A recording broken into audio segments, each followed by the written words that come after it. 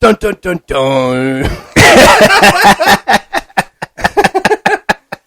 So the kid's supposed to put an intro in here for us, and as you can not see, we're not doing video today because this is the second episode of Footbald, and my name is Rich. This is Jermaine, and he's actually at the house with me. So he actually sounds like he's on a mic and not talking in an echo chamber. And we figured, it's a lot easier because we literally just had our draft, and we want to go over it. Giddy schoolgirls. Yeah, legit. And it's going to be much easier doing it this way than, having the video pause and look. It's just going to get all choppy. So this felt like it's a lot easier going through it this way. And a little kind of disclaimer here, and we already had a bit of a discussion, and we decided what we want to do. So, as everyone knows, the normal schedule is Tuesdays and Saturdays. We're not doing next Tuesday unless something crazy happens, because there's only one game to really cover. After that, Saturday, Tuesday, so on and so forth. So. We'll see you next Saturday because by then we'll have the Thursday night game that just replayed in front of our eyes, and we're going to recap what's going on there, and then you're putting the last little finishing touches on your roster right before you go into Sunday. So, yeah, so it's exciting. It's exciting. So I figured what we can do here, just break down our draft round by round, kind of talk about what we were thinking. Kind of critique each other a little bit, and kind of just get out of here because we got another podcast to record after this. Yeah. What's that podcast? That's called the X's and O's of Life. Yeah. And we will continue our saga there. What are we about? 30, maybe 40 something episodes? I believe it's like at 48. Okay. Because you got all the interviews and stuff. I on thought there about too, right? breaking them up too, like putting that in its own separate thing. But I'm just like, man, I really don't. Just throw it all in one library, yeah. So I did, we'll talk about that. Well, I was going to say tomorrow, but after this. So, yeah. So, enough kind of yapping. Let's get into it. I guess we can, first of all, kind of go over the first 5 picks of the draft. Well, do you want to read Yahoo's grade of you? No. And then then just attack your picks, or? I don't, because fuck their grade. Yeah. They don't they base it off their own little algorithm. Our league is a whole box of random, kind of strange. Yes, because the traditional league is about 16 rounds. Yep. And in this league, because we have more skill positions and we have no defense and we have no kicker and we have 5 wide receivers, 2 quarterbacks, 1 tight end, 3 running backs, and 3 flex positions. Yeah. So we got 20 rounds in our draft. You're starting 14 players. Yeah, on every week. Every week. Sweet. And to give you a perspective here, a normal projection for a team is probably what, $120, $130? $120, and if you got a real loaded squad, it'd probably be $135 or something like that. So on average, and I looked through all my weeks, I'm about 245, 250. Yeah, so I'm like 250 going on 260. Yeah. So my draft went very well, people. He thinks. Everybody has hope. Even the fans in Cleveland have hope at the beginning of the year. So everybody has hope until those games play. I don't know about that. You kind of.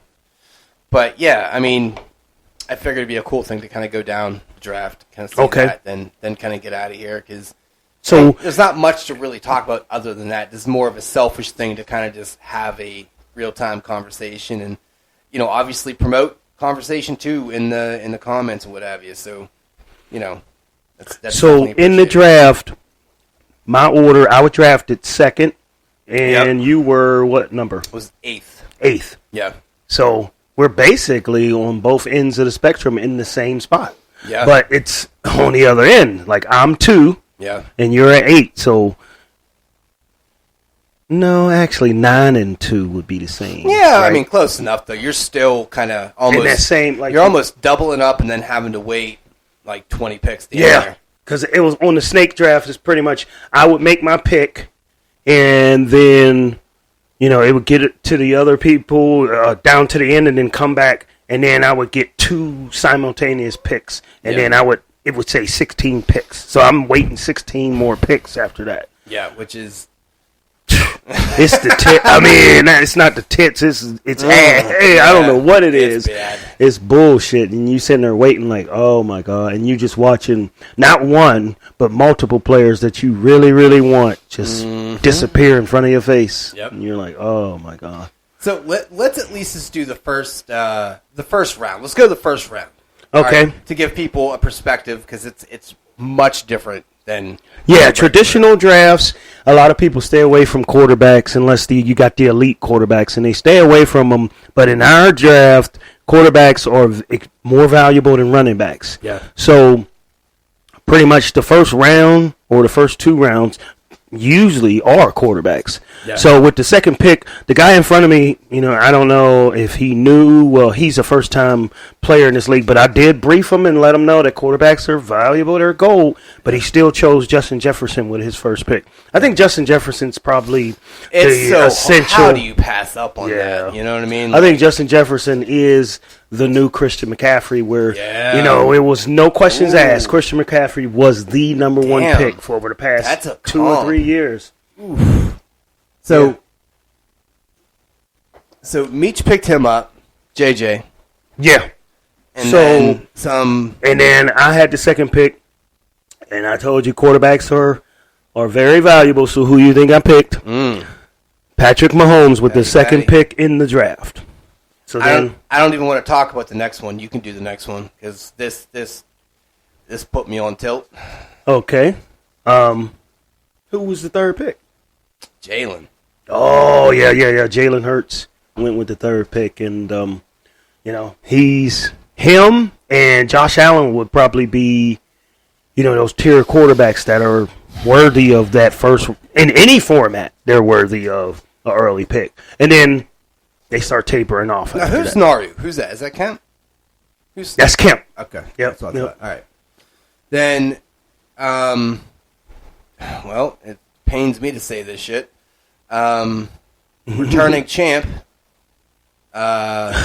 Timothy McVeigh over here, with Mr. Chase, which, what can you say about that? It makes sense. Yeah. C-Mac goes at 5th. Ballers. Yeah. Christian McCaffrey went 5th.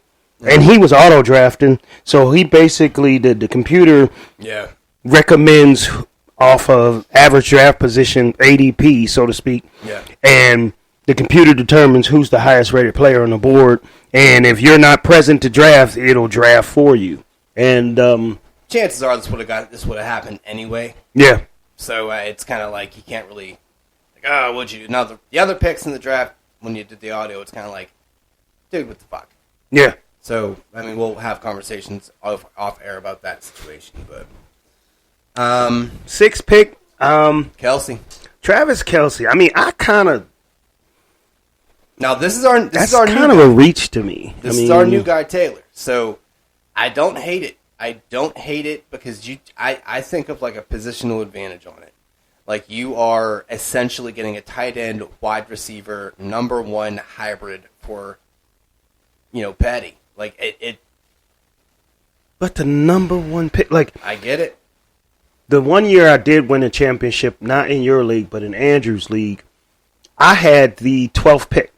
Okay. The last pick. And with that pick, I took Patrick Mahomes, and then I swung back and took Travis Kelsey. God. So I secured that stack immediately. Like, I would love to do something like that, but just Kelsey alone or Pat by himself, I don't know. I don't hate it. I don't know if I could have pulled the trigger on it because everything else around in the draft still available. But I would be surprised. I won a championship with that formula. They were my secure. Like, they guaranteed me, and this is a lower scoring league. Yeah. They guaranteed me about 60 points a week. It was just like Pat would get 40 and Kelsey would get 20. And some of those were double ups, touchdowns to each other. And that set me with a nice base that I can put bums around them and still have a decent, week that week. Yeah. Well, like I said, I don't see a universe with him getting out of the first round. So if it wasn't Taylor, it was going to be somebody else. Yeah. Okay. All right. Roy Patulli went ahead and pulled up a Josh Allen move, which, if people remember, I was the 101 last year. That was my 101 pick. Yeah. Great pick. I mean, once again, quarterback, super important. Mm-hmm. You got the running hybrid situation. I don't know if he's going to be running as much as he does. Yeah, because they got two backs there now. It's James Cook and Damian Harris from formerly of New England. So they got more people that can run the pill. Before it was, Singletary, who's a smaller type of back, and he can't take that type of punishment. Yeah. And Zach Moss, who's still, and James Cook, like they had a three-headed kind of deal going on. I mean, James Cook didn't, but really he was a rookie, and he's going to projected to do a lot better this year. So and he got sniped off my draft too. So all right, so the most important person, me. Your first pick. Went ahead with Austin Eckler. So in a quarterback-heavy draft. Yeah. Look, I and it's funny because I think it wasn't a tilt pick by any stretch, but I was very adamant. I wanted the Jalen Hurts, AJ Brown stack, real fucking bad, real fucking bad. Oh man! And I didn't do it. Couldn't do it. I had AJ Brown last year, and that team made it to the championship. So yeah, he was consistent. Yeah. He was one of the premier players. I mean, especially when they played the Steelers, and he dogged them all and start pointing at them. And I mean, this dude was productive every week. So yeah, I mean, I will get into like my idea on what I was doing, but yeah, I feel like real solid player, real productive. Playing for a contract. That's always an important part about that stuff. Like they could either go off or they could have bet on themselves and shit their pants. So who knows? Yeah, it's mighty funny, and it's not coincidental that players play their best either going into a contract year to prove that they're worth, or they just got paid, and sometimes they want to prove that they're worth the money. Yeah. But it's the opposite. Sometimes when they get paid, they take a shit dive, and they're like, "Hey, I got paid. I don't have to work as hard. I don't have to." Yeah, right. So unless it's like incentive heavy on the contract, but that's all right. So another newcomer, the kiddo, went ahead with Cooper Kupp. Now we had some issues with him getting in, so it did the auto draft.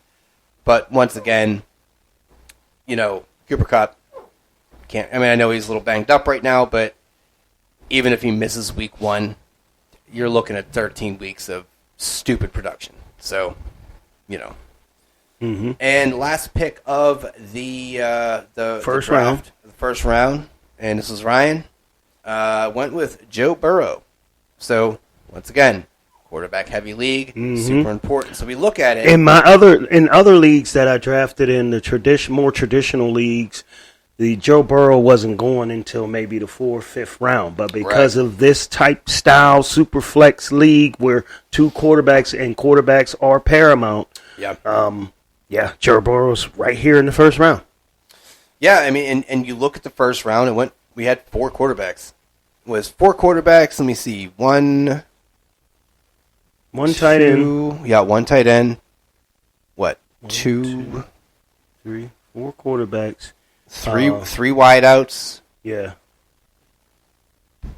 Was I the only one that did a? Wow, no. Okay, no. Eckler and McCaffrey. Yeah. 2 running backs. That's crazy. You thought you was the only runner. You were going to say, I'm the only one that picked the running back? Yeah. So that was the first round. So, that's fine and dandy and all that, but we're actually going to get into our draft now. Yes. And we're just going to go back and forth, and we're going to kind of critique each other a little bit, tell each other what we were thinking, and, because it's fresh in the mind. We just got there, so. Yeah, we just got done with it, and, it's as the draft is going on, we're all sitting next to each other, but it's like you make your pick, and then you're like, okay, but you don't have time to even process the pick because you're looking at everybody else's pick or you're looking at your next pick. One, right? Yeah, exactly. So you don't have time to really process it until you sit down and look at it and be like, oh, okay, this is the team I got. yeah. So you went first. So I'm gonna have you kind of lead in, and we'll just kind of do the snake kind of draft because that's kind of how it went anyway. So okay, so picking second, Patrick Mahomes. Then it told me I had 16 more spots to wait until I pick again. So then it finally gets back to me, and I know I got to secure a quarterback, and I was really looking for Lamar Jackson, and he had went like 2 picks before it was my turn. But I still, knowing this league this is the 4th year of this league, knowing how important and vital quarterbacks are, Tua was sitting there. So I took Tua Tagovailoa. I don't even know how to say his name. Tagovailoa. Yeah. So I took Tua because I'm not a big fan of Tua, so to speak, but he's throwing to weapons of Jalen Waddle and Tyreek Hill. And most of the time, those dudes get in the end zone. So Tua gets the credit for that. So it wouldn't be a bad idea to have him there. I mean, the other choices at this point, as far as after 16 picks, and it got back to me, the quarterbacks that were left were... Hold on. You messed this up. So you were supposed to lead in with your first one, and then we're going to go how we did in the draft. Oh, yeah. So you're before me, so you picked before... Okay, fucking idiot. That's what you said. You told me you gonna say fucking idiot. You was like, you lead in. I'm like, no, your lead in was Patty. You didn't really like. I mean, you did the general Patty thing, but tell us like where. I mean, did you have any other thoughts about Patty? Oh no.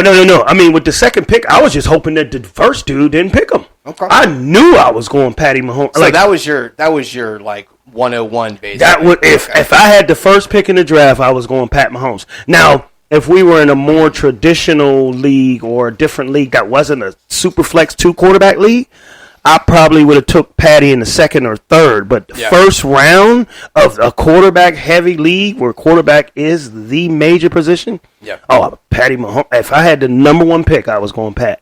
Okay, fair enough. Pat, it was a open slam, shut door situation. Okay. Yep. So the first round for me was Eckler. And I already kind of touched on a little bit contract. Well, not contract year, but what is it? No, it is a contract year, isn't it? Well, it's one of those things where I think he asked for an extension, and they gave him like a 1-year deal or something like that. So it's to shut him up, almost like a Josh Jacobs type of deal. No, kind of. You mean exactly? Yeah. Yeah. All right. So what was your thought about not getting? What quarterbacks were available to you then that you said, you know what, I'm a pass? So Lamar was there. I didn't want it. I mean, first round pick. Yeah, it just you're like, hey, I can get something better than that. Because I don't trust. Because after the first round, 4 quarterbacks have been chosen. Yeah. Patty. Herbert. Oh no. No. Yeah, no. It was Patty. Well, Herbert was basically in the first round because it went Burrow then Herbert. So they were after you. So you had Burrow and Herbert available to you. What made you pass on them? Because Burrow's calf. That Patty was gone. Yeah. Hurts was gone, and Josh Allen was gone. Yeah. So remember at the beginning of this thing, I said after them 3, it kind of tapers off into a different tier. So your idea was, well, let me get a secure number, surefire fucking running back 1. Yeah. And then I'll come back and get my quarterback. We're talking about, and with this scoring, that's where kind of knowing your league comes into play. And that's, you kind of already touched on that, 4 years in the league now. Yeah. Well, 3 going on 4. You kind of know how the scoring goes. The scoring has been generally the same throughout the whole process. Mm-hmm. And so you kind of know how that is going to flow. Yeah. So, when I'm faced with, okay, do you want to go this QB? Is Burrow the equity that you're going to spend on Burrow or Herbert? Is that a number 1 quarterback? Are they quarterbacks? I I don't think I can't do the those three quarterbacks on any given Sunday. Patrick Mahomes, Josh Allen, or Jalen Hurts averages 50 to 60 points a week in this league. And then the next taper off is quarterbacks that can score maybe 35 to 40. Yeah. And Joe Burrow, Herbert, and all the rest of them are in that category. So you're saying, yeah, I didn't want to do that in the first round. I mean, and Eckler is just, he's so good at getting in the end zone. Yeah. He runs it. He gets so much play in the passing game. And as you know, in a PPR league, plus you get points for first downs, plus you get points for big. And plus he doesn't have, that knock at the door running back that almost all running backs have. Yeah. That running back that's one play away from replacing you. Yeah. Like, who the fuck is in L.A. besides Eckler? He's a small cannonball. Like, he's what is it? Marty Jones-Drew. Yeah, that's just the comp. He's a smaller stature, but he's very strong, and he catches passes, and that's the thing with backs in leagues where it's a PPR, and people don't know what PPR that means. Point per reception. That means most leagues are half PPR. Yes, which is weird to me. Point per reception means, ladies and gentlemen, that if they catch a pass, even if they lose 2 yards, they get a point for just simply catching that pass. And any yards that they get with it adds on to your scoring total. Yeah. But yeah, so that was my kind of first round, so I don't want to burn too much time on that. So then I turned around and I got back on a snake. I got half my stack. I got A.J. Brown, which just pissed me off so much because then it's like, I could have had my stack. Oh, but that would have been 60 points a week for you. Oh, at least. So, I mean, there's not really too much to say about A.J. Brown. He is just bigger, stronger, and faster than anyone else. Like, please cover him. Oh, you can't? Yeah, go sit on the bench. Like, you can't do it. He just does stupidly athletic things.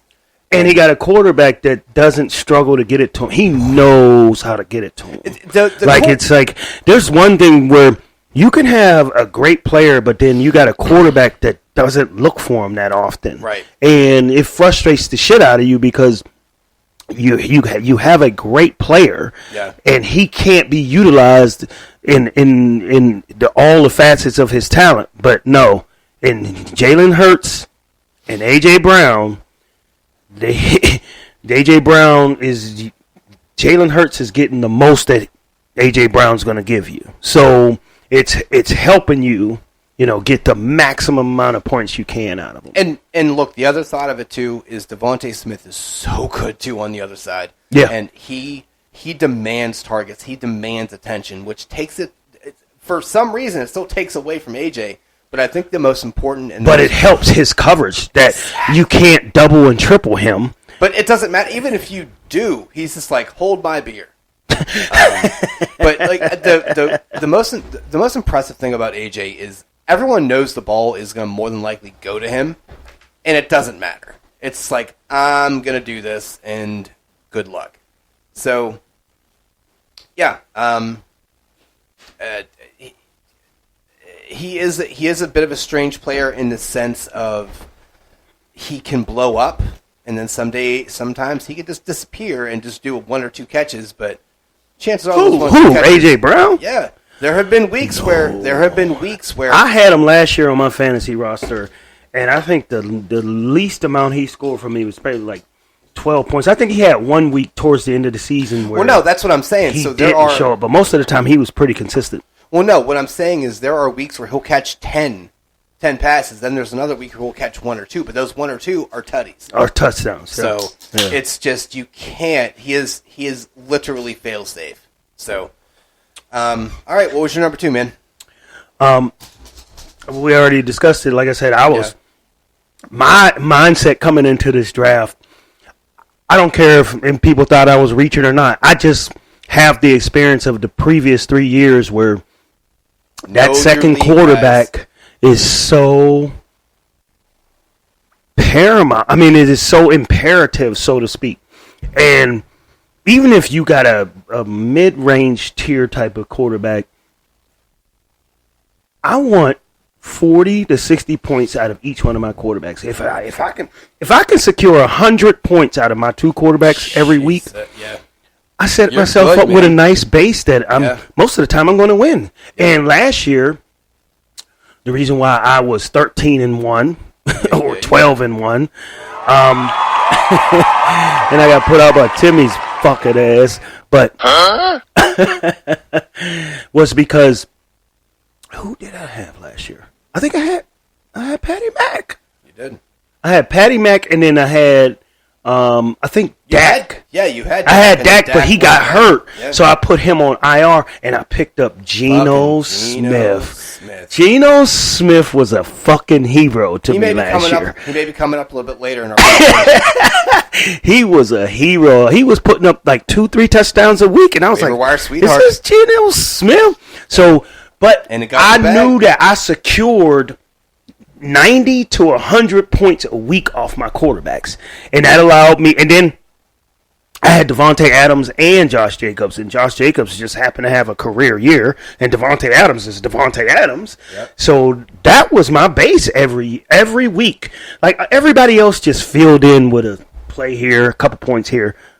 Those four horses, they was my horse size. Like Scarface says, the horse size, like they were my horse size. I've depended on them week in and week out. Yeah. You know, so so I grabbed Tua, and he was the only thing that was there. Like, I mean, somebody has to throw Tyreek Hill and Jalen Waddle the ball. So here's my kind of obvious concern. He is one hit away from being a fucking retard. So he had like 3 concussions. And that sounds really politically incorrect, but like I don't feel like I'm that far off. He is fragile because I thought about him in drafts, but because of Waddle, because of Hill, just knowing that because he strangely enough because he was god awful for a while. Yeah, but he has such a sweet ball. Like, it's like until Tyreek Hill got there. Tua, even when he wasn't getting hurt, he was not that good. And as soon as Hill got there, he just turned it up a notch. And it's like, how can you not? I mean, either you got to be slightly retarded or you just can't play. If you can't get the ball to Tyreek Hill, something is wrong with you. So, yeah. But he's a serviceable. Put it this way, there's quarterbacks that are elite. Then there's the middle tier that they're pretty good, damn good. And then he's serviceable. Like I think he's just a service. He's a placeholder quarterback. Like where I don't put him in that second tier with Burrow and Herbert, and Lamar. I put him one tier below that, kind of. I personally think you probably could have got him on the swing back, even maybe in the 4th. Yeah. Yeah. I think I probably took that was a reach, probably. But I also understand that I'm going to read Yahoo's thing, even though we don't give a fuck. Right. But Yahoo's thing is probably going to say that's where I went wrong with my draft because they gave me a B+, and they probably going to say you reached for Tua. The weapons he has are just—it's very hard to in this league. I know we keep saying we're not going to keep harping on the league, but it's such an important part of this draft because it's so fucking dynamic and different. So, all right, so you went Tua, then you got to swing back. And I swung back. The guy in front of me, I can't remember what he did, but I knew it was coming right back to me. He was going because we're in the snake and he's first. I took Tua, and then he gets the next 2 picks, and then I pick again. So he took. I can't remember who he took, but it doesn't matter.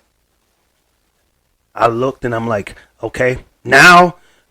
Like, it was a fix it and forget it. Like, I went into the draft saying, I'm getting my quarterbacks out the way early. I'm not going to sit there and struggle where I got one great quarterback and one shitty It's what I did last year. Because I went Josh Allen, Trey Lance. And Trey Lance fucking shit the bed or whatever. Yeah, he died in Purdy emerged. Well, he got injured the first week. Because he had to play in a fucking monsoon.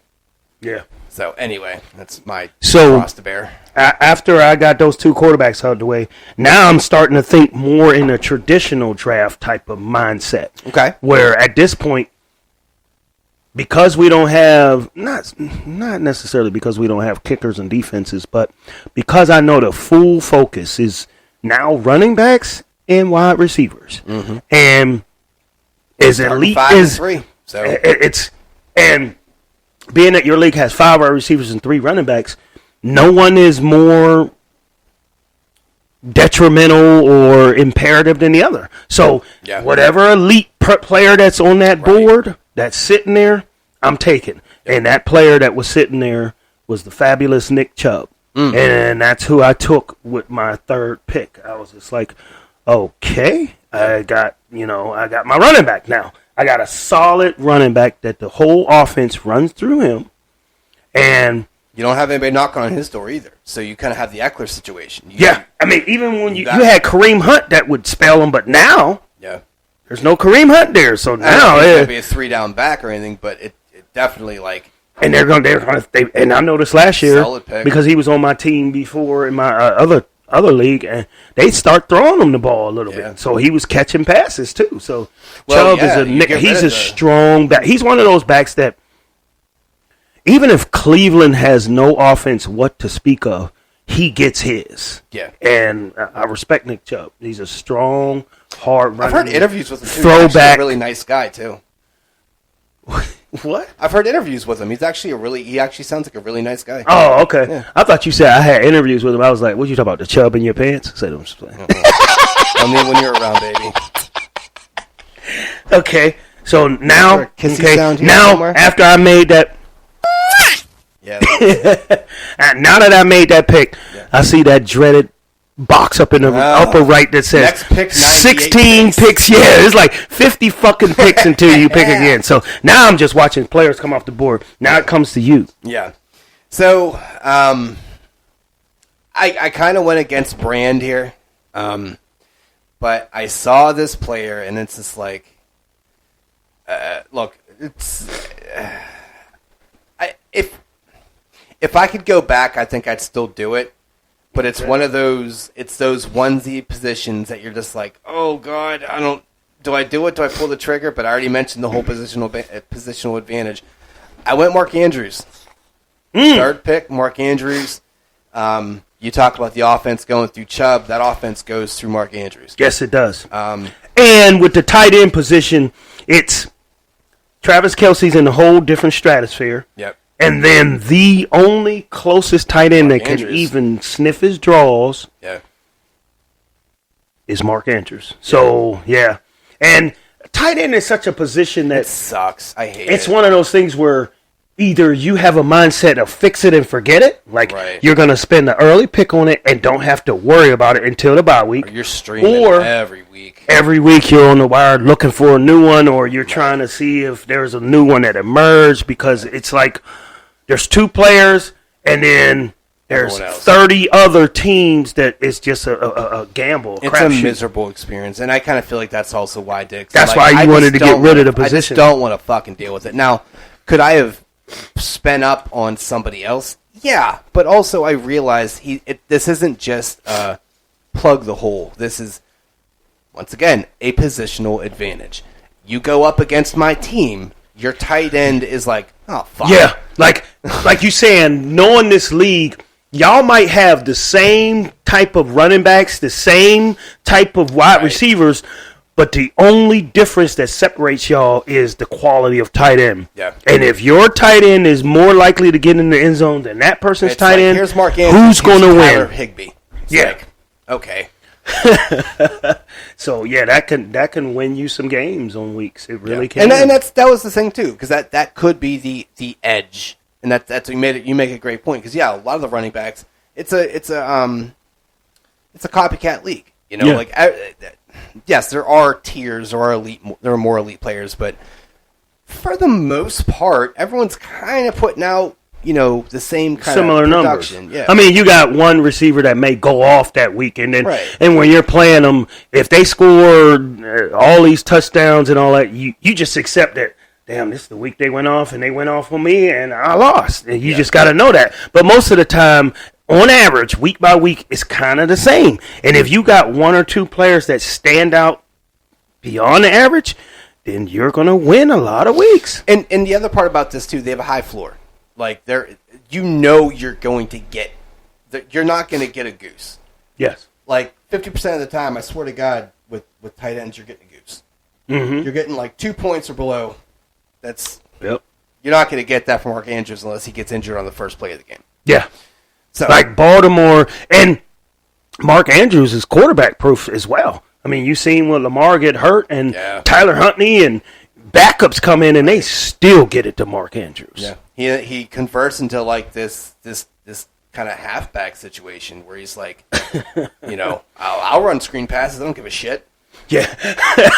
So on my swing back here, because I don't want to, we are kind of running here. Okay. Olave, easy pick. Chris Olave. I had him last year. He emerged a great play. I mean, like, he had Andy Dalton throwing him the ball, and he was still productive. Yeah. So, Olave, I had him last year. He produced every week.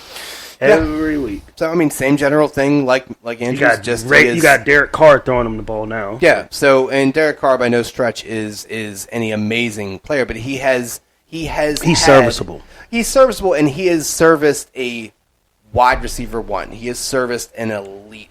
I don't know if Olave is elite, but the motherfucker is close. He's getting there. He's getting there. Who else are they throwing out there? Michael Thomas or the dude Rashid I picked up way back. Badish. Okay. Nobody. I mean, Kamara. Oh no, never mind. Like, I'm not saying he's the only game in town, but once again, a lot of production. He proved a lot last year. Hopefully, he can kind of maintain it. You also got to think of team circumstance. So, if you got a team that doesn't have a great defense, and you got a team that you project is going to be down a lot, what do they got to do to get back in the game? Throw the ball. So you want a team that's going to be trailing, and they're always throwing it. And correct me if I'm wrong, I don't think Derek Carr was a super big dump-off guy. No. Carr likes to go down the field. So no, he's not a Mr. Check it down to the back type of guy. He utilizes the receivers. Worse for Kamara and whoever else is going to be out in the backfield there, because it's like he goes to the receiver. I mean, he went to Devontae, covered or not. Devontae was covered with 3 people. He was still chucking it to him. Like, I don't. It's funny from like a West Coast offense quarterback. He's not very West Coast offense. He's just like because West Coast is a lot of check downs and tight ends and quick little slants and shit. Yeah. So it's a solid. I like the solid swing back pick. I was actually surprised he was still there, to be fully honest with you. So who'd you have kind of post me here? So then it came, and now you're sitting at the thing that looks and says you got 16 more picks until it's your turn. So let's just call it the fuckboy message. Yeah. So now you got the fuckboy message. So my next thing, I said to myself, that's another thing in strategy, because you'll get lost.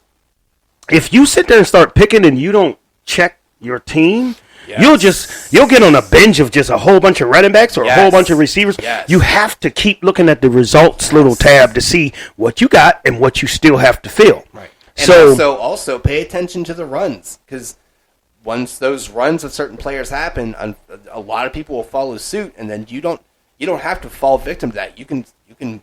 There's a run of 6 running backs in a row. There's 6. Go grab an elite receiver. There you go. 6 receivers didn't get picked. Take a look. Yeah. So, being that I had got my 2 quarterbacks out the way, which was my game plan. Yep. And then I got an elite running back. Yep. My immediate thought to myself was, should I go after another elite running back?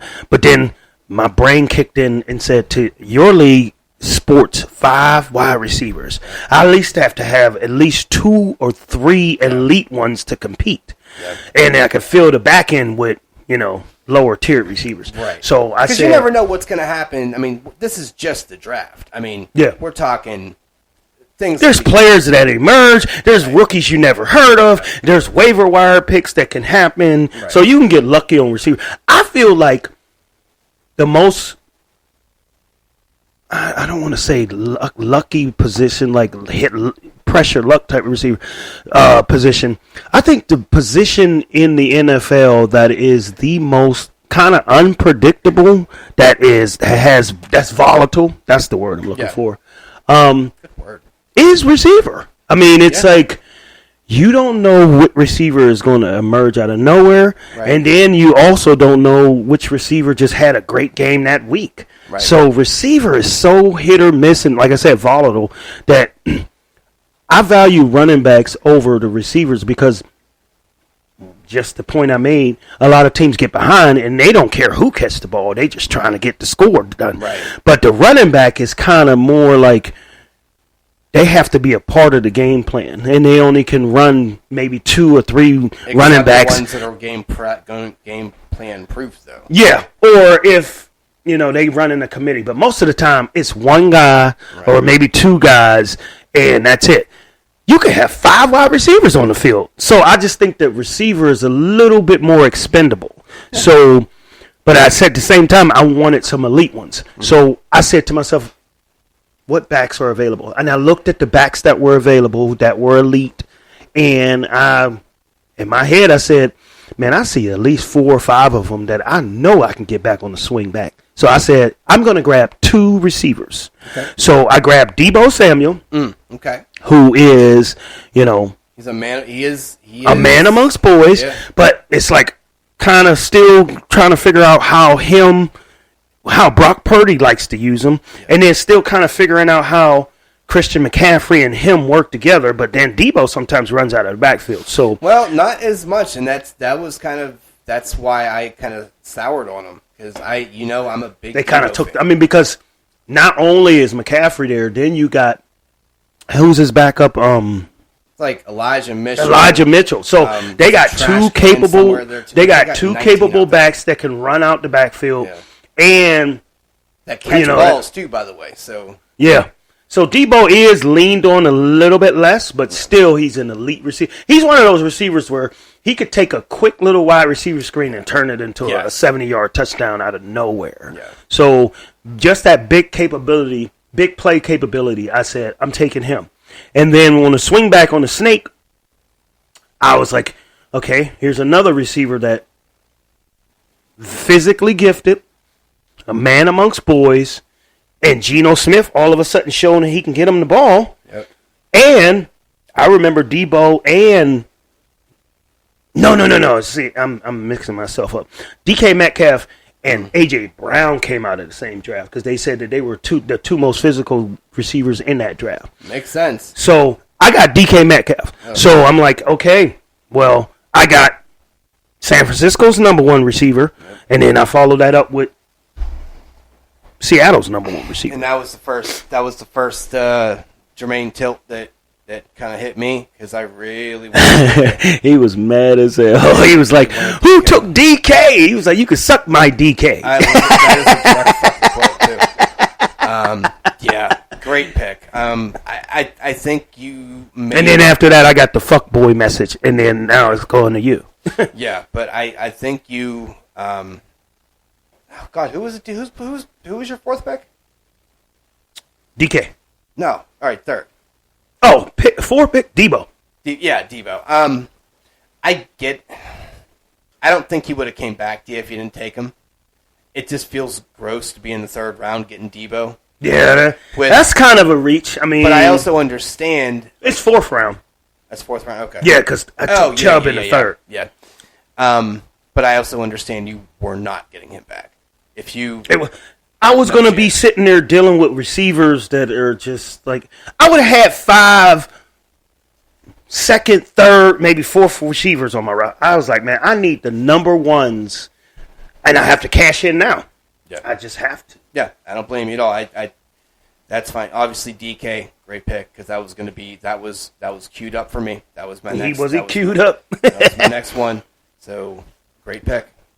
So after that, I'm like, well, all right. So far, I have 1 of 3 positions. Or no. Okay, no, I have 2 wideouts. 2 wideouts, a running back, and a tight end. It's like, all right, quarterback league.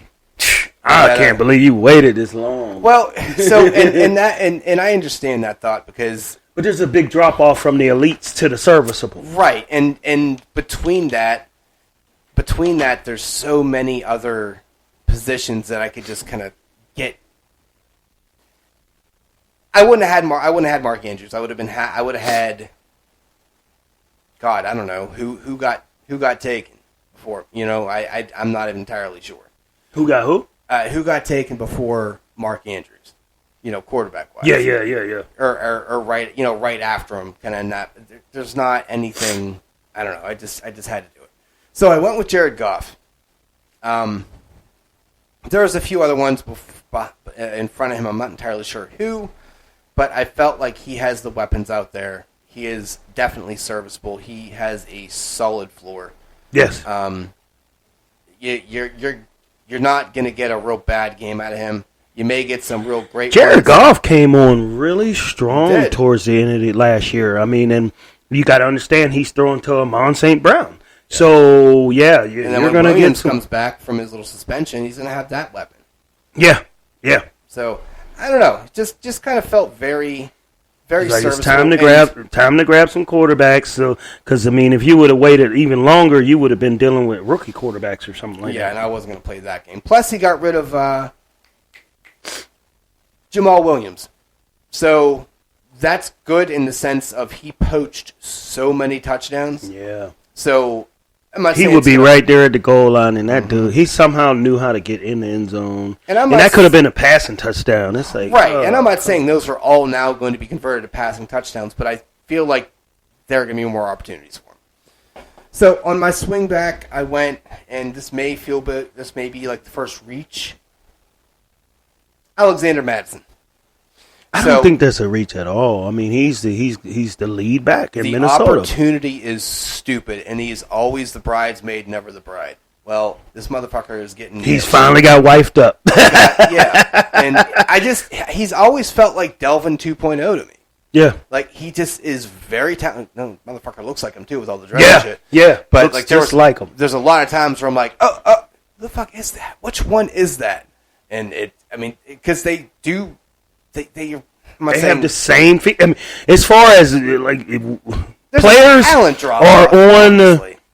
players are on the field, and the only thing that distinguishes them amongst each other is pretty much a number. But when they got the same exact hairstyle that coming out the helmet, they look like the same exact player. Run super hard, and like they got the same kind of body type. I don't know. I feel like I drafted him more for their opportunity than the talent, but sometimes opportunity beats out talent. And you never know what's in his head. He's probably thinking to himself because he's been there a while. Yeah. So he's got to be coming up on the end of his rookie contract. This is probably a contract year for him to prove that he can be that worker. He wants. Not only does he have to prove, he wants to be known as a starting back. Yes, he wants to be a known household name. And Dalvin Cook was in his way. And now, I mean, everyone that knows fantasy knew that he was probably the most valuable handcuff. Absolutely. Over the past 3 to 4 years. And, New Orleans. What is his name? He was always Mark Ingram. No, not Mark Ingram. New Orleans. Shit. I know he was in New Orleans for a while. I'll figure it out by the end of the show. But you talking about Kareem Hunt? Mm-hmm.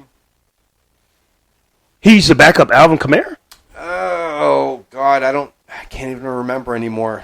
I'll remember the name. It'll come to me. Yeah, there's just certain handcuffs that there was another like. He was that. Was it Tony Pollard in Dallas? No, but that's actually another great one. But he did back up. Zeke back up Cam for a while. I can't think of the name. Someone in the comments let me know because I'm not gonna if I don't figure it out. That's what I'll say. Are you sure it wasn't Mark Ingram? Not Mark Ingram. Okay. But Latavius Murray. Yeah. There it is, my man. Latavius He always felt like a real healthy. Serviceable handcuff. Yeah, because it's like he's definitely not on the same level as Cam, but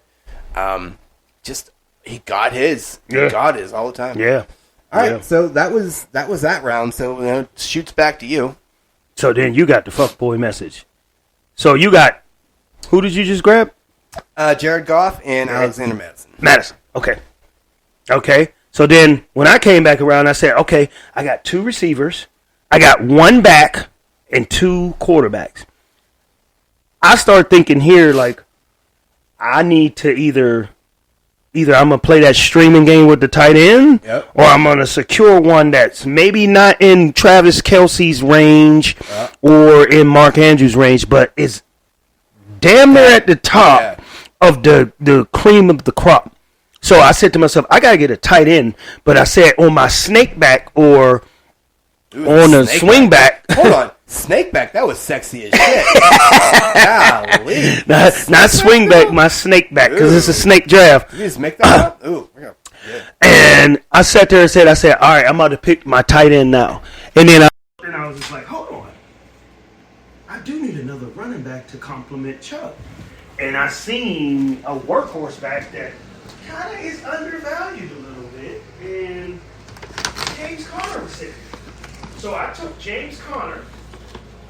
And then when it snaked back to me, I took T.J. Hopkins, who was an elite tight end in, well, not an upper tier tight end in Detroit. He got traded to Minnesota mid-season. And that is why Minnesota, I ain't gonna say that's the only reason, but that's why Minnesota kind of pivoted away from Adam Thielen, because T.J. Hopkins was almost like a younger version. Man, they pivoted away from Adam Thielen because he's old as shit. So it's Justin Jefferson, 1A, and then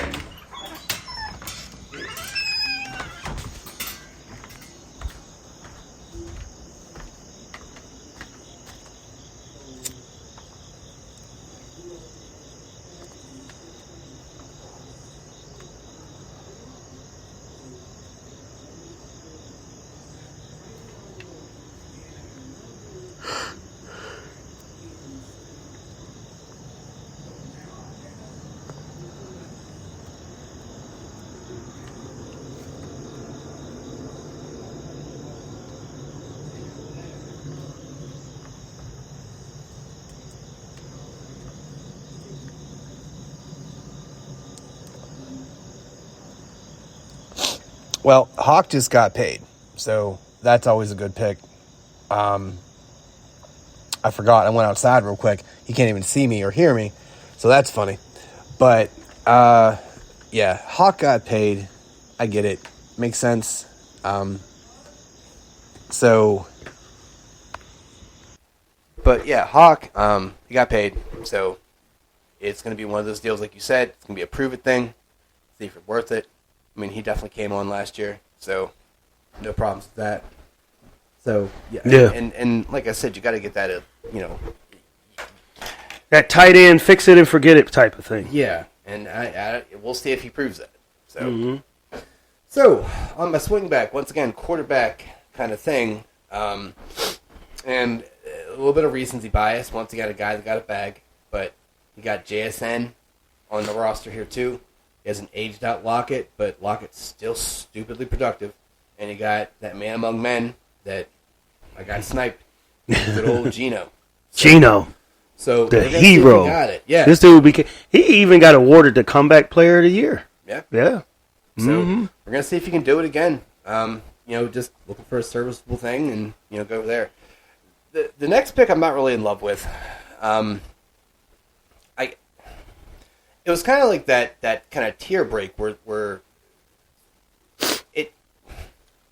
it felt, it was like those ugly middle rounds where it felt too early to start taking shots, but some of the receivers were just like, ugh, God. So I went with Drake London. Okay. He is the alpha there down in Atlanta. It's not a pretty pick. It's not an exciting pick. I don't really have much to say about it. We'll see. It's a wait and see pick. Yeah. I think that would be, throughout my whole draft, that's probably my most regretted pick. Not because there's other stuff around him necessarily. It just felt gross. He said it felt gross. It's like drafting Matt Ryan. It's like, ugh. We'll see. Ironically, Atlanta too. But yeah, we'll see that. That's probably my first kind of maybe pick. So okay. So then after you got the fuckboy message, here I am, and at this point, I got my tight end out the way. I got 2 backs out the way. I got 2 receivers out the way. I got 2 quarterbacks out the way. So now I'm sitting up there thinking to myself, okay, I still got to start 5 wide receivers. And I still got to start 3 backs. And I only got 2 backs. And I only got 2 wide receivers. So at this point, I'm like, I'm going to go back I'm going to go back wide receiver from here on out. Because I already got my tight end filled. I don't have to worry about a kicker. I don't got to worry about a defense. And I'm just going to go receiver back, receiver back, receiver back. Or any other order, back receiver. So I look on the board, and I'm like, okay, the starting back in Denver hasn't been taken. I know he's coming off of ACL surgery. So I'm Another snipe here. Yeah. I'm like, he's not been taken yet? I'm like, okay, I'll gladly make him my third back. And I grabbed Javonte Williams. And I was like, hey, I got Javonte Williams, James Conner, and Nick that Chubb. Michael Jordan meme? What? Where it's like, oh, he's crying. Yeah. And I took that person. Listen, I'm just like, get out of my head, man. Yeah. God damn. You took London. You could have took him. You took London. Yeah, but just London's falling down. The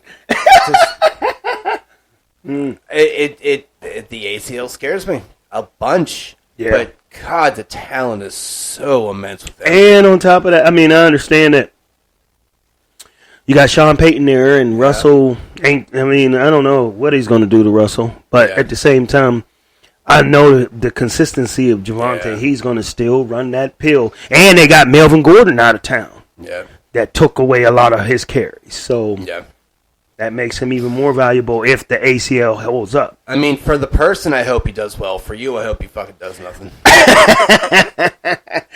So then I said, okay, here's my next snake back pick. I was like, dang. Another Denver Bronco. Have we adopted this snake back? Snake back. That's what it's called. Yep. Right. That's the new word. New term. All right. And I'm like, okay, it's another Denver Bronco. I know I shouldn't put too much stock in Denver Broncos, but my third wide receiver sitting there was Jerry Jeudy. I'm like, I understand. He is the alpha. Cam Sutton used to be the alpha, but it seemed like it's leaning more towards Jerry Jeudy. And I understand that he has a hamstring or something where he might not play the first week or two or something like that, and he has to get fully healthy. But he is a productive receiver that they actively try to get the ball. So I was like, hey, I'm gonna take the running back receiver, and here I got 2 from the same team, which is not ideal, but oh well. So then I got the fuckboy message, and then it goes to you. Yeah, I don't like the Jeudy pick. I don't believe in him. And I think a lot of it has the bad taste in the mouth from Russ. From Russ, and it's just like, okay. So I kind of, I don't normally do this, but I went kind of rookie a little bit here, just because the upside and, kind of thinking, hey, look, I feel confident he's going to get the rock. You got JJ on the other side, so I went Jordan Addison. Yeah. So, solid offense. That's what I was explaining with my whole T.J. Hawkinson pick, because you ran Thielen out of town. Yeah. Now, K.J. Osborne is still there, who has experience. Excuse me. But they drafted Addison very high, so they have to be having some type of plan to get him the ball. Yeah. And I think it's because Hawkinson is there. I think that's kind of why, because KJ didn't really produce the way that they wanted him to. Because I liked him. I wanted him. I think I had him at some point last year, but just didn't do. He was real inconsistent. Deal. Like 1 week he would have 90 yards and a touchdown, and next week he would have 2 catches for like 30 yards or something. It's like that's not gonna get it done. So then I got my sniper rifle out, cocked, stocked, and loaded here. So a kind of a bust last year. So there is that risk with it. But I just think it's on such a high-powered offense. Mr. Gabriel Davis.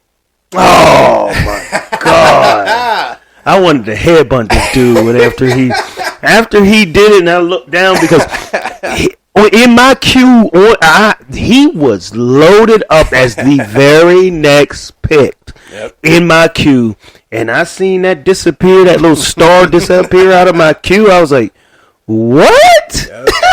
I wanted to headbutt the shit out of him, yo. And that was in round 10, so it was right smack dab in the middle of the round, middle of the draft. And it's so hard not to get a part of Josh Allen's offense. It just there's so much to be put around, and he has kind of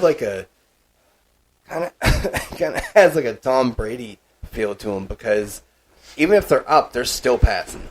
And that's kind of the cool thing about that. And you got Diggs spreading out the offense, and Gabe is just kind of all around. Like, he isn't really. Well, it's like one of those things where you can only throw it to Diggs so many times before they start triple covering them.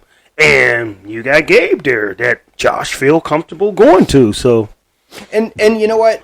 The ball goes to a bunch of other places because it ends up pissing off Diggs anyways. So the ball's definitely going other places than him. So. It's going to be some of those games where he's going to disappear, and there's going to be some of those games. Yeah, that's the only thing. That's the only thing I want to see Gabe Davis eliminate out of his game is the volatility of 1 week doing this, 1 week. 1 week you got like when they played the Steelers. I think it was last year or the year before. No, I think it was last year. Yeah. He had like 4 catches, 3 touchdowns, and like 170 yards. Yeah. And then the very next week he was like 3 catches for 25 yards and no touchdown. So it's like, what? He's a bit of a scary player, but I just think the talent is there. The offense is there. I'll take that shot. I'll and if you got him in the 10th round, right. It's not like the equity that was spent was like if you reached for him in the first 5 rounds, then you're an asshole. It's not like I passed on Keenan Allen for him, So I don't believe in Keenan Allen no more. I never was real high on Keenan Allen to begin with, and he was very injury prone. Yeah. And I just feel like his best years are gone. Yeah. And he's like Kamara to me. Like Kamara was excellent in the first 4 years. I got his shirt. In my closet. Yeah. And now I think as fantasy players we forget how short the shelf life of these people are. Yeah. And it's 3 to 4 years, maybe 5, and then your window has closed. Yeah, you got your incumbent right there like, yo, what's up? Yeah. All right, so switching over to you here, what happened? Okay, so we come back, and I get to the point where I've still got the mindset and the mentality of running back receiver. So on the top of the board that was available, starting running back, I understand he splits carries, but I think that Washington found out that they had more value because they've tried to run the Robinson kid into the ground, and he just was not producing. And then they he didn't. How many touchdowns did he have last year? Maybe 2? No, he had more than that, man. I don't think Robinson did too much last year. Hold on, let me. Yeah. You do that, I'm going to vet that. Go ahead. So it was like a 2-headed monster, but they was trying to phase Gibson out. Now I just keep hearing reports and stuff. Oh shit! Hold on. So he had. All right. Oh really? Wow. Okay. Yeah, only had 2 rushing touchdowns. I told you. And only 1 receiving touchdown. Wow. He felt so much more. It seemed like they force fed him the ball. Because they wanted it to be a good story because he got shot and he came back and they was trying to force him the ball, but he was not producing that much. He only had 205 rush attempts for 797. What did Gibson have? I remember some of those games, they tried to phase Gibson out. You can look at his stats. Yeah. Learn to fucking Google. Just go to stats, it'll show you.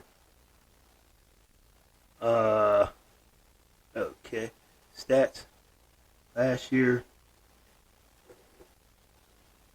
he got 165 fantasy points. He had 149. He only had 546 rushing yards. He had 3 touchdowns rushing, and he had 2 receiving. So he had 5 touchdowns. He wasn't knocking the board, but they were phasing him out because they wanted to get a good look at the Brian Robinson kid. And that and Gibson kept being in the doghouse too.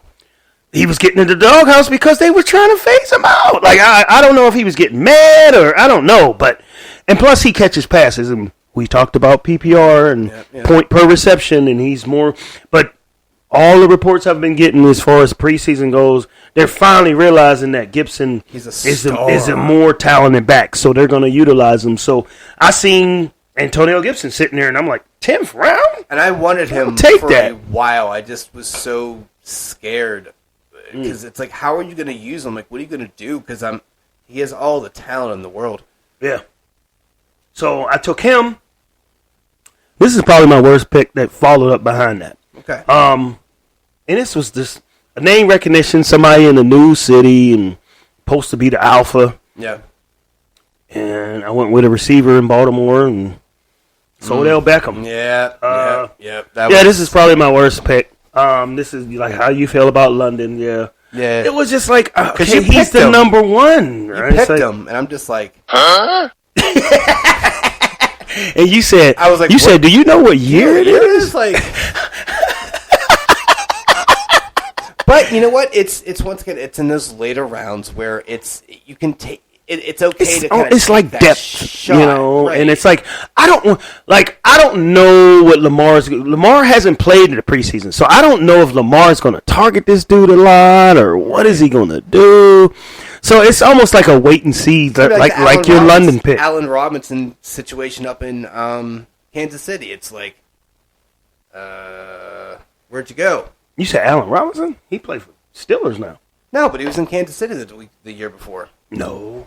Allen Robinson never played in Kansas City. Who was in Kansas City that was... Juju. Not Juju.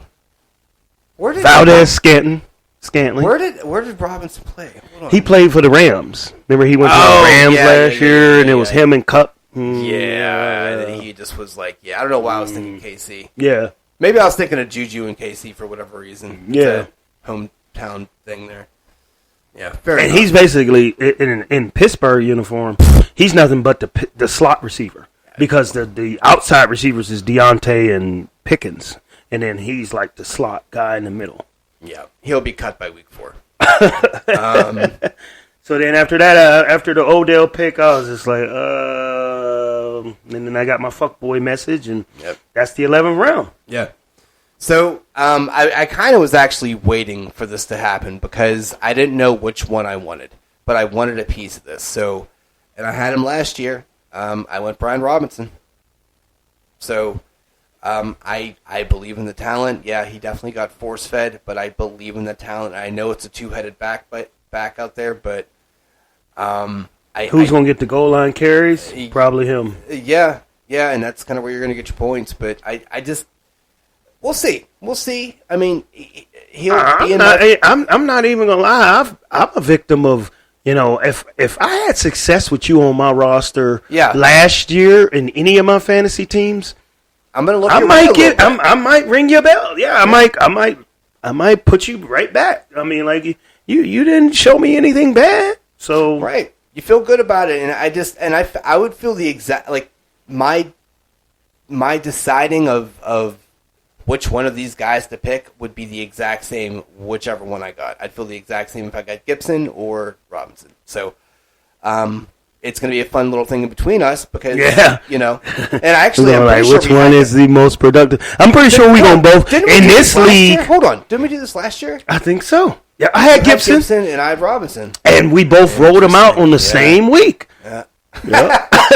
Interesting. Because your league, that's the thing the beauty of your league is most other leagues, you got players that unless they're the surefire starter, you'll never put them in the lineup and you just look at them and watch them make points on the bench. In your league, you actually get to use these players. and they could be a third, fourth wide receiver. You could actually trot them out there to start. Yeah. And when they make a play, you're fucking ecstatic. It's fun. And because I wanted this to be a thinking man's league. I didn't want it to be the same here. Trot out the same people you always trot out in every other league. And that's boring to me. So I want you to have to think and kind of dig a little bit and really like the only time you're trotting out a second, third back or a third, fourth wide receiver is when somebody gets hurt and you know for sure they're going to get the targets. This allows you to throw some curiosity to take a chance on that, that gambling bet with high odds. You like, fuck it, throw $1 down on fucking this crazy 2-2-2 to come out, and it gives you a chance to throw some money on these. It's a fun flex too. Like I just beat your ass with a slot receiver that was on the practice squad last week. Yeah. Thank you. So on my swing back, I kind of started going a little bit, okay, I need a little bit of running back depth because I didn't really go too hard on my running backs. Kind of neglected those a little bit for other position players because, it is very wide receiver heavy. So I went with Zach Charbonnet, all right, out in Seattle. I think, good old Kenny out there. Kenneth Walker is supposed to be the alpha, but he doesn't feel alpha to me. I mean, I get it. I understand his appeal, but I just feel like at worst this is going to be a dual back threat. Yeah. That's like the worst case scenario. I feel like that's going to play out. So we'll see. I mean, once again, round 12. I already have my running backs. Well, a lot of rookie running backs, they don't emerge until like week 6, 7. Right. So it's a stash too. You can play that game. So like you don't have to trot them out there and start them. You can just hold on and see what happens. Right. So, and I got my message and went over to you. Okay. Me, I started thinking in the depth atmosphere because I had already secured my 5 wide receivers. I had already secured my 3 running backs. At this point, I'm looking for running backs that is the next man up in case of an injury happens, and also PPR backs that catch a lot of passes when teams are behind. And one of the major contributors to my loss in the playoffs last year was this said back from Kansas City that Timmy happened to have, and that was Jerick McKinnon. So I seen him sitting there, and he was rated pretty high, and I'm like, he's always, whenever Kansas City is in catch-up mode or Kansas City is in, let's 2-minute mode, they are using Jerick McKinnon. And on top of that, who knows what's going to happen to Isaiah Pacheco or what's going to happen to, I don't even know what Clyde Edwards-Helaire is doing, but I know he's their passing down back. So I can trot him out there and, like I said, being that I can throw him in the flex position and at minimum he's probably going to get like 4 or 5 points, but he could blow up and his ceiling could be 20 points because he can get 2 touchdowns, So I went with Jerick McKinnon. And then I thought about, hey, Mr. Christian McCaffrey gets injured all the time. So I went with Elijah Mitchell. I'm like, hey, even when McCaffrey ain't hurt, they're going to still give Elijah Mitchell some burn. So I got a security blanket as well as I got a productive player that runs pretty hard. So I went for backup depth. So I went 2 running backs. I went Jerick McKinnon, and then I snaked back to Elijah Mitchell. And then I got my message. I feel like McKinnon was more just so it doesn't hurt you again. Yeah, that's what I said because of what happened to me, what Timmy did to me. I was like, man, that'll never happen again. That dude's going to be on my team. Yeah, so I get it. I definitely like the Eli Mitchell, Eli Missile, I should say. Dude's super talented, and we'll see how C-Mac's health goes. I mean, who knows? It's a toss-up. He's definitely older, but I think it's going to be one of those things where we don't need to run you into the ground. Eli is an absolute, serviceable back. By no means on the level of C-Mac, but he had a lot of good games, man. Yeah. Until he got hurt, it was like, oh shit! Like, what did San Fran come across? Yeah. So, McKinnon, we'll see. But Eli, yeah, definitely. Yeah.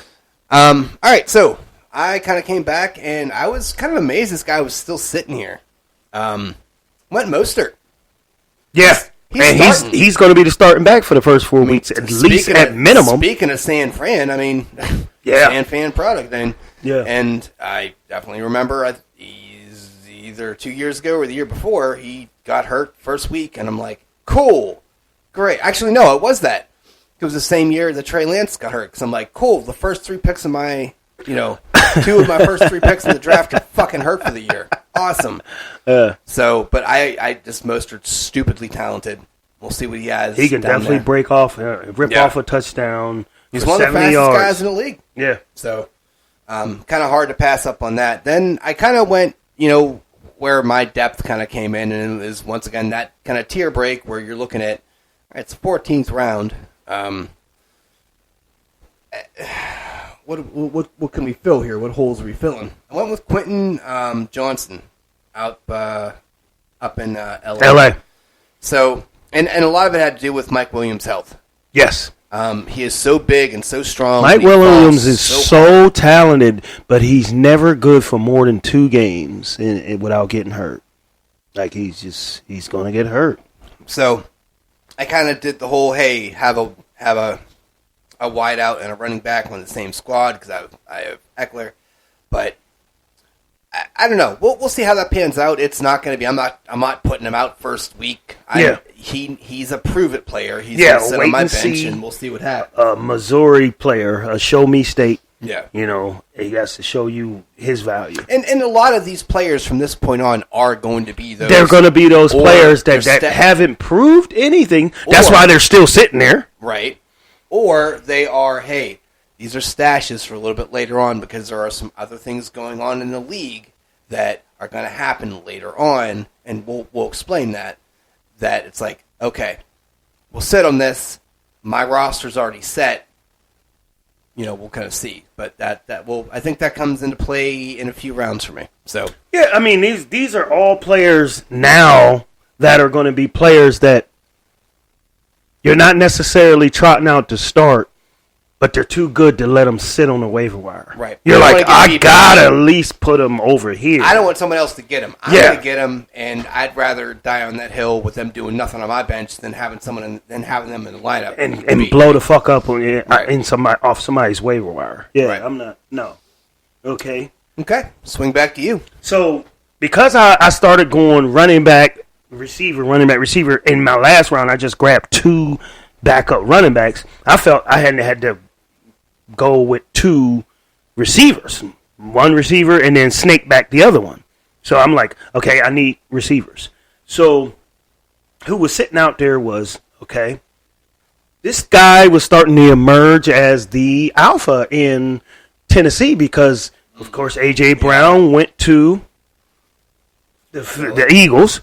And he was a rookie, and he had some down weeks, but by like week 8 on, he started to emerge as the alpha. Now they went out and grabbed DeAndre Hopkins, but he is still, Ryan Tannehill still remembers the camaraderie or the rapport they built. So I went with Treylon Burks, and he was the receiver. So I'm not going to say he's the alpha, but he is the secondary receiver in Tennessee's offense, which is heavily run-based. Don't get me wrong. Look, Hop gets hurt now. So yeah, Hop gets hurt, and I imagine Tennessee is not going to be blowing teams out, so they're going to be behind. I think they're going to be passing. A solid pick. I think it was actually one of the bigger steals of it because it's not a sexy name. It's not that name recognition that we all talk about in the first few rounds. This is like, okay, you've already kind of shown it. Yeah. The heat's taken off to you because Hop is going to demand targets and attention, which is going to free up coverage. Yeah, and I think that's one mistake people make in fantasy. They don't think of that part. They just think of the big name. Right. They're going to get him the ball no matter what. Hop. If I was a team or a defense, not now. If I was a defense, I would say I'm going to triple coverage him, and you beat me with your other guys. And I'm going to take my chances. Not now. Not with Hop. Not now. A few years ago, yeah. Now, okay. Do something. No, Hop was still productive, man. I'm not saying he's not, but I don't think he's garnering that type of attention that he used to. I think if my game plan is against the Tennessee Titans, my biggest challenge first is stopping Derrick Henry. Good luck. Then, it's stopping. Like, here's my biggest challenge: stopping Derrick Henry. Period. Yeah, El Tractorcito, which means little tractor. You stop him, but then through the air, from a secondary standpoint, through the air, I'm going to cover their most decorated receiver. Yeah. And if Traylon Burks sneaks out behind me, then I'm going to be like, okay, see if you can go to him all game. And if you do, hey, you beat me with Traylon Burks. Who else is even in Tennessee? As far as receivers, I have no idea. Yeah. They used to have Bobby Trees, but they let him go to Houston. So he may be coming up later. Is that where Thielen went? Wait, where'd Thielen go? Thielen went to Carolina. Oh, God. The Panthers. What a fucking idiot. They got a rookie quarterback throwing on the ball. Yeah. So then I snake back with another receiver that probably not the alpha, and it all depends on the quarterback. In Green Bay, who had a nice rapport, but we all know Aaron Rodgers started loving Christian Watson towards the end of the season. But we're not talking about Aaron Rodgers. We're talking about Jordan Love. And from what I understand, Jordan Love has built a great rapport with this guy in training camp and in preseason. Would you say that he loves him? Good pun. Romeo Doubs. He is not the alpha, but he is the secondary receiver. He's 1A and Watson's 1B. There is no big distinction between the two. I had him last year, and God, I wish I could trust their quarterback because I would have definitely grabbed up Dobbs. Yeah, just great talent, great pick. Maybe that's kind of the feel. It's like great pick. I don't know. Yeah, you got it because. Put it this way, he's not the third, fourth, or fifth option. In the receiving game, he is 1 or 2. Someone's got to catch a rock. Can't just be Aaron Jones. Yes. So that's where I was going, and then I got my message. So, I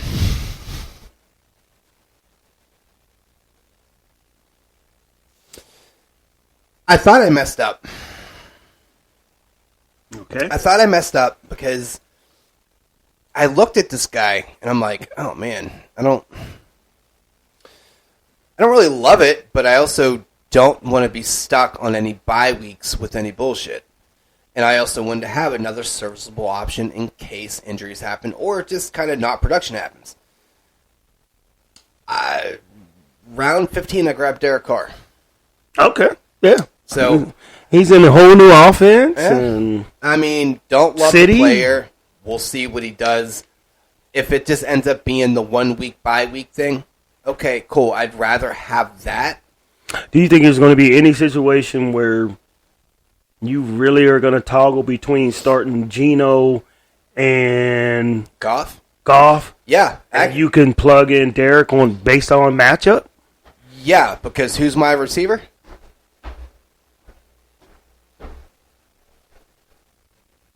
Which one? Who's one of my receivers? My 4th round pick? His alpha now? Oh, Olave. So, we're talking, that's where some of the fantasy comes into play where, they are on the West Coast, so they are playing more often than not the late game. So you're looking at, okay, I'm down by a lot, and New Orleans is playing the Sunday night game, or they're playing the 4:25 game, and I'm down and I need a home run. Well, you could throw in Carr with the Olave stack and double up on stuff. It's not always something you want to kind of pay attention to and always kind of shoot for, but when you do have that stack and you have the opportunity to use it if you need to, and plus sometimes the matchup will dictate it. If you don't have those super studs that you have, you're kind of like, well, I may have to play the matchup. I don't have those types of quarterbacks. I think I have steady quarterbacks, but I don't. I just want to see what it is. This next one, gross. But Devontae Parker, we'll fucking see. Who knows? You're the number one out there. I don't know. Yeah. I don't think you have much juice left, but Mac got to chuck it to somebody. We'll see what you do. If you get New England is like you're gonna be heavy, and they pass it when they have to. But when they do have to, it's either going to be Parker or Juju or Kendrick Osborne or I don't even know. Yeah, I mean it's going to be one of those. You're probably going to be my bye week, or you'll be my drop candidate when something better on the waiver wire is. So, I mean. Once again, not a lot sitting there right there at that point that I felt good about. So I went with the team's number one. See how it goes. Yeah. I kind of came back. Like I said, a lot of these picks are not sexy at all. So they're either depth or you're trying to predict something's going to happen or you're just, It's a simple stash. So my next two picks, I came back and I seen at the top of the board. I mean, he is the starting receiver. I mean, he's not the alpha because DJ Moore came over from Carolina, but he was the alpha, and he built up a rapport with Justin Fields. So I seen Darnell Mooney, receiver, and he's another volatile receiver that Can we just talk about how, like, in the beginning, you're like, yeah, man, this is great, and yeah, it's a great pick, and now we're like, yeah, I mean. That's what happened in the later rounds. It's just like... you may get that, like, diamond in the rough, and this is like, yeah, I got the...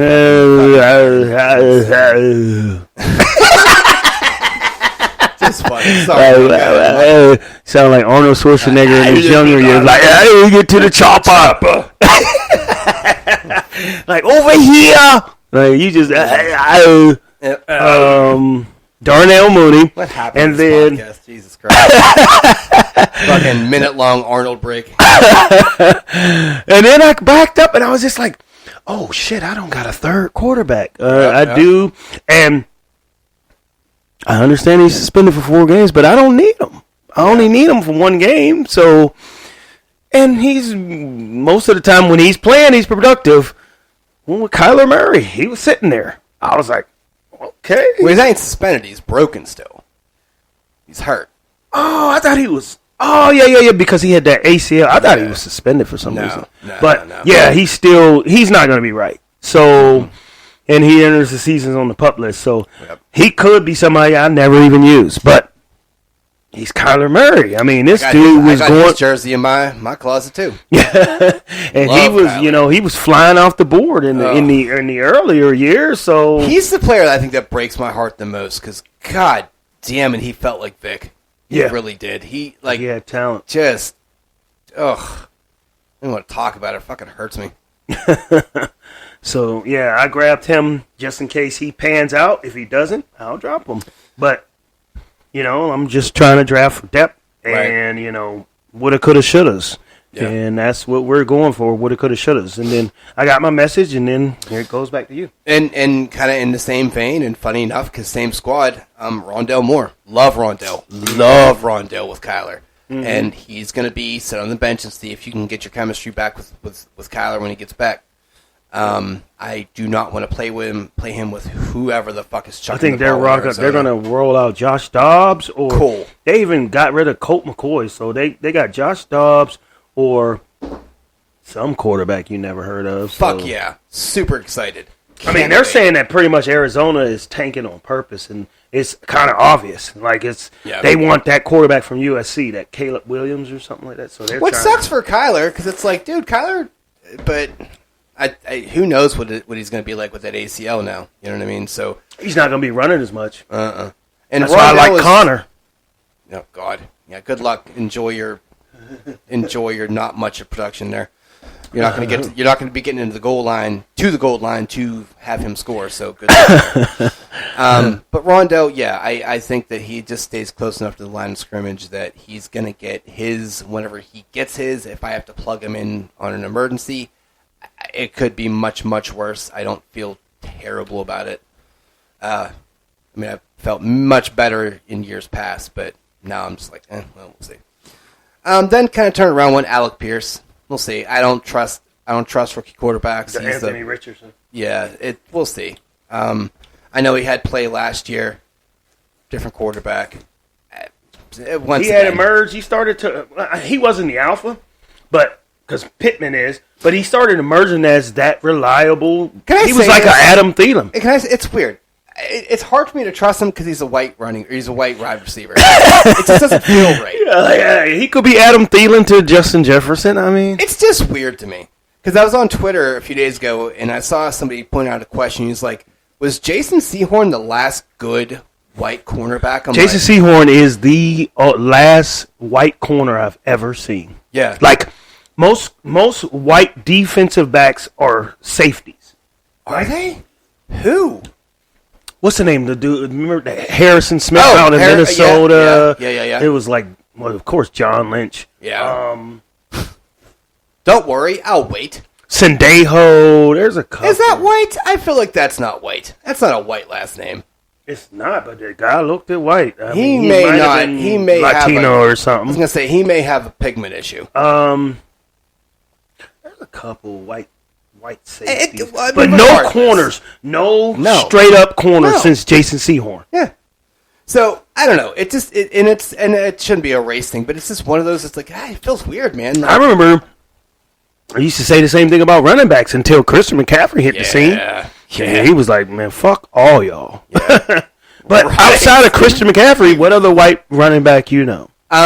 What was the fucking guy from Cleveland had that one year? Peyton Hillis. Peyton Hillis. He ended up being on Madden for the year. But he was like a bruiser, like a Mike Allstott. He was a prototypical white back. But I'm talking like Christian McCaffrey's on a whole new level. Yeah. That motherfucker's half and half.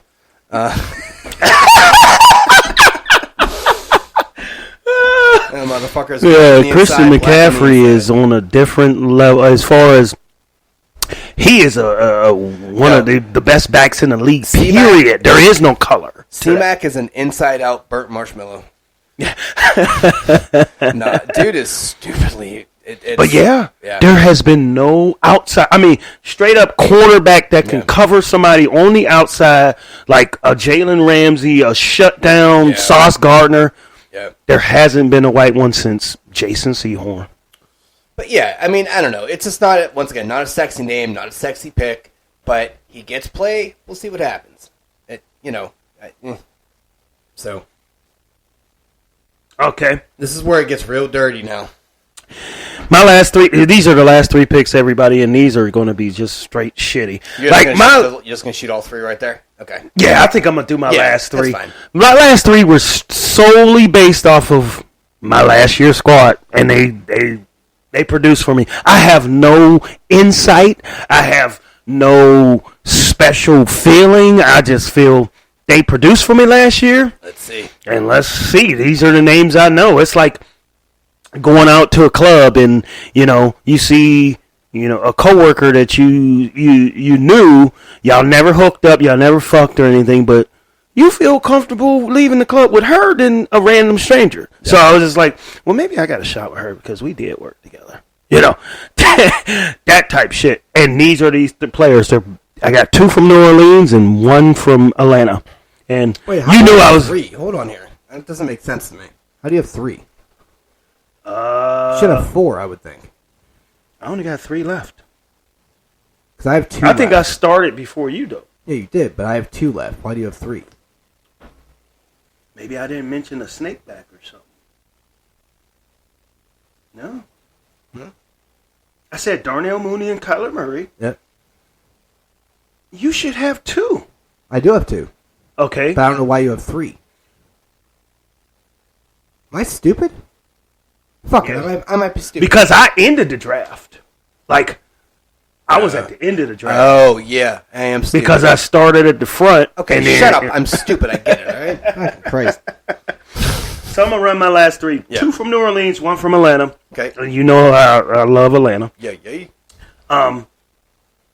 Y'all probably haven't even heard of this guy, but he was a speedy receiver in New Orleans. His name was Rashid Shaheed, and he produced for me last year. He got me a lot of points. I mean, I only started him maybe 2 or 3 weeks, but he produced in those weeks. He's a speedster. So I went with him, and then wonderful Mr. Tight end, quarterback / running back / fucking everything you can think of, Taysom Hill, and I can line him up. Fix your roster designation and stop making this motherfucker a cheat code. He's a tight end that I can throw in a flex spot, and he produces like a quarter. He could throw a touchdown. He could run for a touchdown. Man, this dude. Do you think it's going to be the same with Derek Carr out there, though?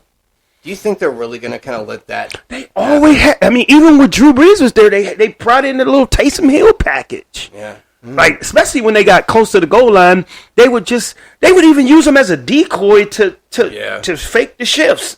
And you know his greedy ass is going to fake one of them handoffs and just run in. And that's 6 points for me. Yeah. So I'll take it. Yep. Cheat code. And then my last one is someone that's near and dear to my heart. Near and dear to mine, man. Near and dear to yours, because I dropped them that year and you picked them up. Mm-hmm. And Atlanta has phased him out, even though he hasn't done anything wrong. Yeah. But Atlanta somehow phased him out by drafting Bijan Robinson. And they got the Tyler Algier. And they just phased him out, but he's still a productive player no matter what he does, and that's Cordell Patterson. Yeah. And, you know, he was the fucking fantasy cheat code like 2 years ago. Yeah. So I'm like, I can't go wrong. I mean, if he don't produce or he don't hit the field, I'm gonna just cut him. But I'm willing to take a chance on him because he has past star power. I saw him a few rounds before that. I'm just like, yo, it is too early to pull the trigger on him. But golly, I would love to see. But then I just immediately thought of Bijan. I'm like, I got him with my last pick. I mean, who knew you was gonna get Cordell Patterson with your last pick in the draft? Right. And then I will go with my last two, and these last two were kind of just shots in the dark and kind of similar to you. Hey, in fantasy years past, I've had success with one of you. The other one, who knows? You're going to be an absolute stash. See what happens. So, pick 19 was Lenny Fournette. I know he doesn't. Yeah, I seen that. I must have missed that pick because I would have congratulated you because he's not on the team, but you know he's going to sign with somebody, he's going to be the workhorse. Right. And if it doesn't happen, then I'll get rid of you. I picked you literally in week 19, pick 19 instead of insert jabroni here. And then last pick, near and dear to my heart too. Have had success. I think you've had success with them too. Bobby Trees. Yes, I've had success with Bobby Trees. When he was in the Rams. Oh man. Cup, oh, they were wonderful. Mm-hmm. They were a wonderful. So I mean, he's out in Houston now. There ain't too much out in Houston. But the Stroud dude's gonna have to throw it to somebody. Yeah, like come on. He's not on my starting lineup. Yeah. This is not a thing. Like you are a depth piece. If something happens, cool. He's a wait and see. Yeah. So yeah. So and Demetrius, he did drop the quarterback. So. Good, nice, good for him. Cool. Yep. So that was our draft. So we're kind of interested here to kind of hear, your feelings about it. So, do you just want to run down yours one more time, just real quick, rapid fire, for everyone? You said run down my picks? Yeah, just real 1 to 20 real quick. So, Okay. So, let's get back to the draft. I started looking at my players. I'm ecstatic about my players, by the way. Like, I usually, after drafts are done, I always have this same feeling. When it's finally over, I feel damn good. Like, oh my God, I'm going to kill him. And then the very next day, I wake up with buyer's remorse, like, man, what the fuck I do? That's everybody, man. That's how it goes. And then throughout the week, I'm like, okay, that wasn't that bad. So it's like, I feel real high, then I feel real low, and then throughout the week, I middle myself out, and I'm like, let's see what happens. Yep, basically. So I feel really good now, but next Saturday when we do this, watch what I say. Mm-hmm. I'm going to have a lot less excitement. And on top of that, Yahoo pumped up my fucking head and projected me to have the most points in the first week's matchup. So I know my head is, I'm like one of them airhead commercials, those people that be up there with the planes and their head is as big as a fucking building. That's me right now. But Let me read you what Yahoo said. No, you said run through my picks, well, actually, let me read what Yahoo says. I got a better idea. So from the projection here, why don't you read off what your starting roster actually looks like instead? Okay. Because that way, that's more. I feel like that's more interesting. Yeah. Who I'm starting right now? Yeah. Okay. Pat Mahomes and Tua are my quarterbacks. My 5 wide receivers are Debo, DK Metcalf, Jerry Jeudy, Traylon Burks, and Odell Beckham Jr. My 3 running backs are Nick Chubb, James Conner, and Antonio Gibson. My tight end is TJ Hawkinson. My flex is another running back, which is Javonte Williams.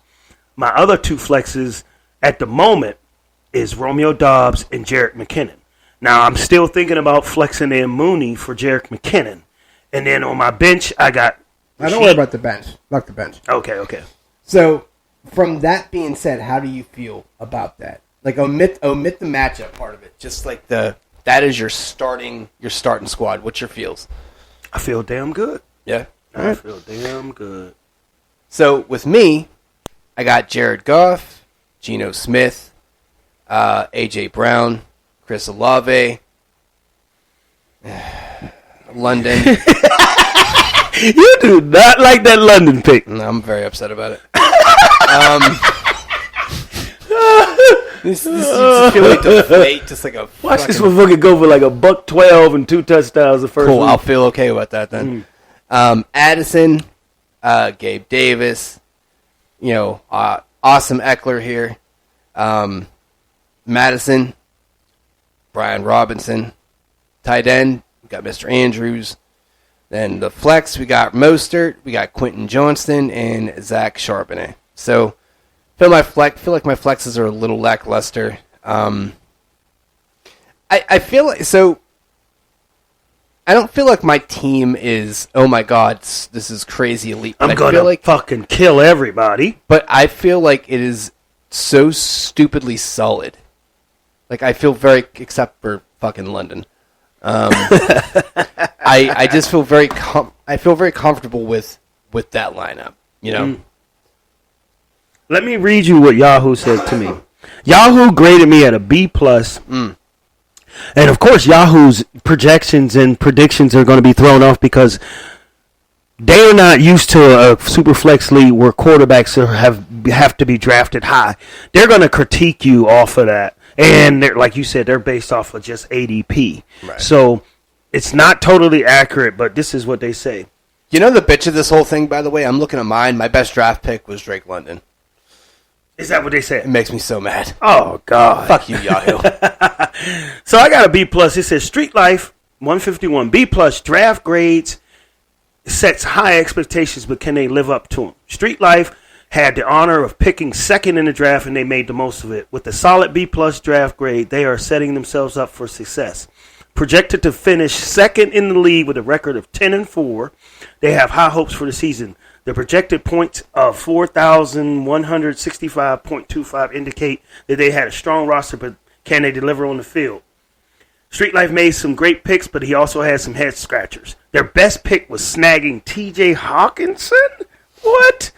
At 62, well below his average draft position of 44. That's all they base it off of. This still could pay off big time for them. However, their worst pick was reaching for Tua. Didn't I tell you they was going to say that? Mm-hmm. They said their worst pick was reaching for Tua Tagovailoa at 19 when his average draft position was a lowly 95. Let's hope this early reach doesn't come back to haunt them. With 3 players on the bye, week 10, they need to strategize to ensure they don't lose valuable points during the crucial week. All eyes is on me to see if I can live up to the name and dominate the league. But my best draft pick is TJ Hawkinson, and my worst draft pick is Tua. Yeah, my worst draft pick was Goff. So it's just like okay. they're gonna tell you we got to get the quarterbacks to satisfy our league. So fuck them. Yeah, but yeah, I think all in all, I think we had a good draft. It's damn fun. Yeah, damn fun, and we definitely ran a little long on this, and we are recording after this the other show, but it's actually just going to be the draft. That's all we're going to do.